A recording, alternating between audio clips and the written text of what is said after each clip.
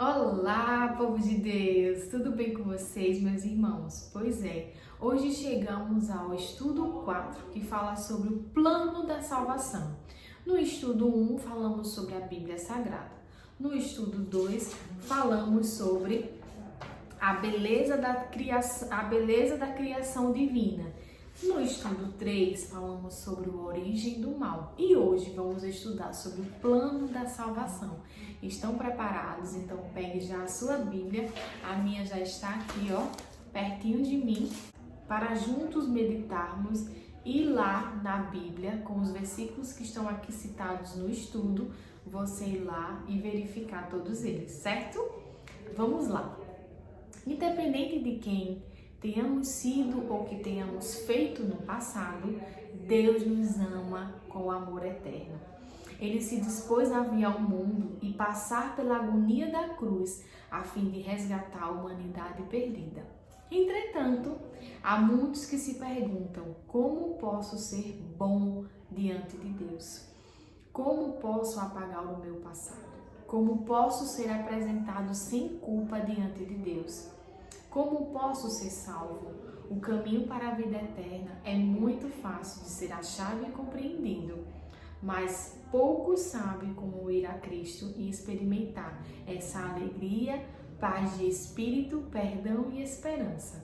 O presente estudo mostra a resposta bíblica para uma vida cristã vitoriosa. Só nesse resumozinho aqui do estudo já mostra a grandeza que Deus tem para cada um de nós, né? Como se chegar a Ele é o que a gente vai estudar hoje. Então vamos lá.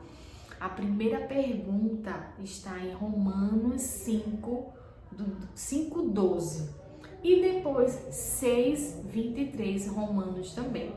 A primeira pergunta diz o seguinte: quantos são pecadores e qual o resultado do pecado? Quantos são pecadores e qual é o resultado do pecado? Então, a gente vê lá na Bíblia e a resposta é o seguinte: a morte passou a todos os homens, portanto, todos pecaram e o salário do pecado é a morte. Por quê? Porque, meus irmãos, Deus nos criou para que a gente tivesse vida eterna. Porém, como a gente viu lá no estudo 3, a origem do mal fez com que a gente não tivesse essa vida eterna. Mas vamos ver como é o plano da salvação para cada um de nós. Na segunda pergunta, a gente vai responder verdadeiro ou falso. A segunda pergunta está em Gênesis 3, de 8 a 10, que diz o seguinte: que reação Deus manifestou diante da entrada do pecado? Vamos lá, vamos olhar lá a Bíblia. Primeiro, abandonou o ser humano? Não, essa é falsa. Não se importou? Também essa é falsa. Ele procurou o ser humano. Quando Adão e Eva pecaram, eles rapidamente se esconderam porque já tinham conhecimento do bem e do mal. Porém, o Senhor chamou Adão e procurou saber o que tinha acontecido. Então aqui, procurou o ser humano. A terceira pergunta diz o seguinte, está em Salmos 51:5. Vamos também marcar verdadeiro ou falso. Qual é a condição da natureza humana após o pecado? Ficou mais santa? Não. Tornou-se corrompida e depravada? Essa é verdadeira. Permaneceu como era? Essa também é falsa.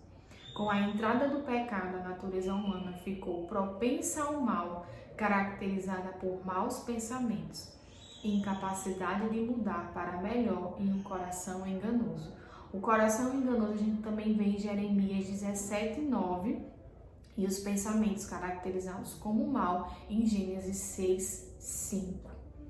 Quarta pergunta: quais são outras características da natureza humana pecaminosa? A gente consegue ver esse versículo em Romanos 7:14 e 15. Querer bem está em mim, mas não consigo efetuá-lo. Nossa natureza pecaminosa também nos leva a fazer a vontade da carne. Efésios 2:3. e também Efésios 4:18. E não nos permite compreender e praticar os princípios espirituais. 1 Coríntios 2:14. Então, aqui na quarta pergunta diz o seguinte, que as características da natureza pecaminosa é a gente saber que está fazendo errado e mesmo assim efetuá-lo, certo? Quinta pergunta diz o seguinte, que plano Deus estabeleceu para nos salvar da morte eterna? Está em João 3,16. Essa passagem é muito linda, porque Deus amou o mundo de tal maneira que deu seu Filho unigênito para que todo aquele que nele crê não pereça, mas tenha vida eterna. Então, essa passagem fala o plano da salvação que Deus estabeleceu para cada um de nós, né? Deus estabeleceu o plano da salvação mediante o qual seu Filho daria a vida em lugar do pecador. Dessa forma, todo o que o aceita como Salvador é perdoado e recebe a promessa de vida eterna. Cristo morreu pelos nossos pecados segundo as Escrituras. Então, essa passagem também se encontra em 1 Coríntios 15:3. Já estou salvo, Jesus morreu por mim. E agora? Eu continuarei fazendo coisas ruins, fazendo o que não deve fazer, que Cristo morreu por mim, então agora eu sou salvo. Não, meus irmãos, a gente precisa estar diariamente fazendo o bem, fazendo o que é certo, com os mandamentos que Cristo nos permitiu, para que a gente possa ser perdoado a cada dia e ter essa vida eterna que Deus tem preparado para nós. Na sexta pergunta diz assim, o que Jesus fez por nós na cruz? Você consegue ver essa passagem em 1 Pedro 2:24 e Isaías 53, 5 e 6. Vamos lá. Carregou em seu corpo sobre o madeiro os nossos pecados. O Senhor fez cair sobre ele a iniquidade de todos nós. A sétima pergunta diz o seguinte, quem pode mudar a natureza humana? Romanos 8:11. O Espírito Santo. O Espírito Santo que em vós habita, somente o Espírito Santo pode transformar a natureza humana e nos levar a experimentar a verdadeira libertação. Esse capítulo também você consegue ver em 1 Samuel 10:6 e também em João 8:32. Oitava pergunta. A salvação depende das nossas obras? Vamos saber. Efésios 2:8-10. Depende das nossas obras? Não. Nós não somos salvos pelas obras, mas para boas obras. Efésios 2:10, Gálatas 2:16. E no 9, na nona pergunta e última, diz assim, como pode o homem alcançar a salvação? Está em 1 João 5:11 e 12. Aceitando a Cristo, o autor da salvação eterna, para todos os que lhe obedecem. Hebreus 5:9. Então, recapitulando o nosso estudo, após o ser humano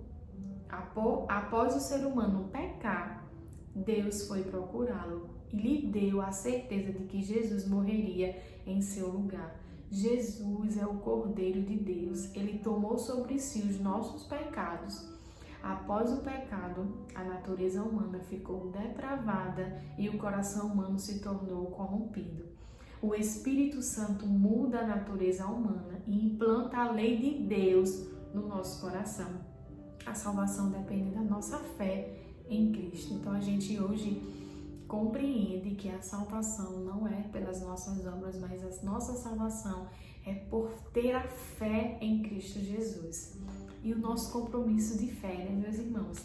Creio no plano idealizado por Deus para a salvação do ser humano.